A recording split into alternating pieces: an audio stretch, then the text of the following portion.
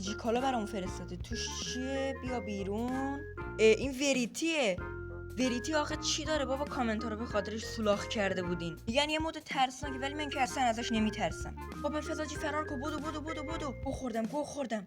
یه توپه دیگه بابا، ترسی نداره که. یه دونه نظرسنجی گذاشته بودم که همتون مود وریتی رو خواستید. تو این ویدیو میخوام آموزش بدم چجوری دانلودش کنید. فقط قبلش من این وریتی رو بذارم اینجا. خب حالا این دکمه رو بزنم.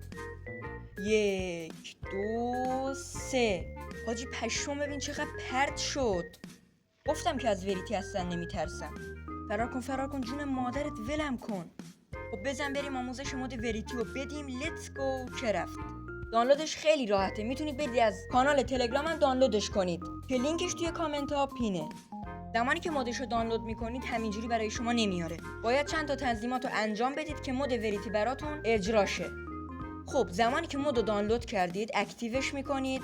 خب وارد گزینه چند نفره میشید، از روی حالت دوستان میذارید روی بازیکنان دعوت شده و وارد بخش آزمایشگاه میشید و گزینه های بتا رو فعال میکنید و تمام.